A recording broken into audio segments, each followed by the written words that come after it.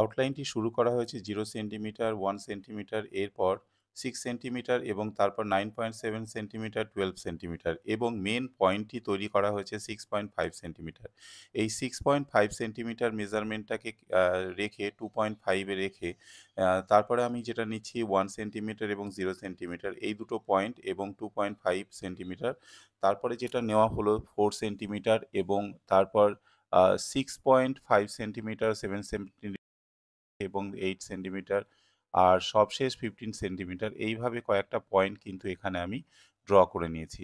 এই পয়েন্টগুলো দিয়েই পুরো আউটলাইনটা এখানে ড্র করা হবে। তোমরা দেখতে পাচ্ছ ওপরের পোরশন থেকে রবীন্দ্রনাথের যে চুলের পোরশনটা হবে এবং কপালের অংশ একই সাথে সেই পয়েন্টগুলো ধরে, ধরে এখানে আমি করে নিচ্ছি। চোখের পোরশনটার যে আমি পয়েন্টটা করেছিলাম সেটাকে নিয়ে আস্তে, আস্তে করে এইভাবে চুলের এরিয়াগুলোকে এখানে আমি করে নিচ্ছি। ঠিক এইভাবে লাইনগুলোকে এখানে ড্র করে নিচ্ছি এবং দাড়ি ও গোঁফের যে পোরশনস গুলো হবে সেগুলোও কিন্তু এখানে আমি আস্তে, আস্তে আউটলাইনটা ড্র করে নিচ্ছি।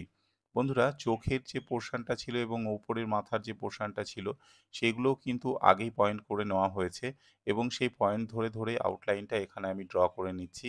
ঠিক এইভাবে আলতো, আলতো করে এখানে হালকা, হালকা করে, করে নেওয়া হচ্ছে।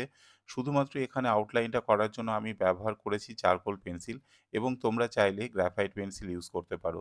দেখো প্রথমে দেখো চোখের যে লেফট হ্যান্ড সাইডের পোরশনটা আমি ওখানে পয়েন্টটা করেছিলাম, সেই পয়েন্ট ধরেই এখানে লেফট হ্যান্ড সাইডের চোখটা করলাম। এরপর এটা হয়ে যাওয়ার পরে নাকের এরিয়াটাকে আমি ঠিক এইভাবে করছি। নাকের আউটলাইনটাকে এখানে একটু হালকা, হালকা করে ড্র করে নিলাম এবং পোরশনটা এখানে আমি করে নিচ্ছি। নাকের পোরশনটা হয়ে যাওয়ার পর এবারে রাইট হ্যান্ড সাইডের ভুরুর অংশটা আমি করছি এবং রাইট হ্যান্ড সাইডের চোখটাকেও চোখের যে পয়েন্টটা আমি আগেই ছেড়েছিলাম সেই পয়েন্ট ধরে কিন্তু এখানে করে নিচ্ছি।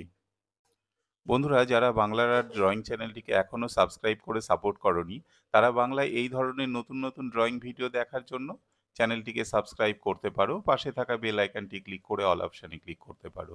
তাতে যখনই আমি এই ধরনের নতুন কোনো ড্রয়িং ভিডিও চ্যানেলটিতে আপলোড করব তার নোটিফিকেশান তোমরা সঙ্গে সঙ্গে পেয়ে যাবে।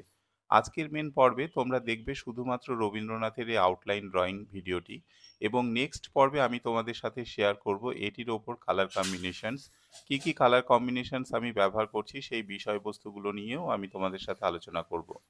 আর কিছু, কিছু কালার কম্বিনেশনস এর ওপর কিছু এক্সপেরিমেন্টাল কালার কম্বিনেশনসও থাকবে, সেটাও তোমরা পরবর্তী পর্বে দেখতে পাবে। তো ওভারঅল এইভাবে আউটলাইনটা আমি এখানে কমপ্লিট করে নিলাম। তোমরা দেখতে পাচ্ছ যে এখানে রবীন্দ্রনাথের বাকি যে ক্লথ এরিয়াগুলো আছে বা দেহাংশের পোরশনসগুলো আছে সেই ভাঁজগুলোকে আমি ঠিক এইভাবে করে নিচ্ছি। বন্ধুরা আজকের পর্বে এই পর্যন্তই।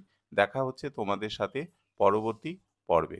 সবাই ভালো থেকো, সুস্থ থেকো।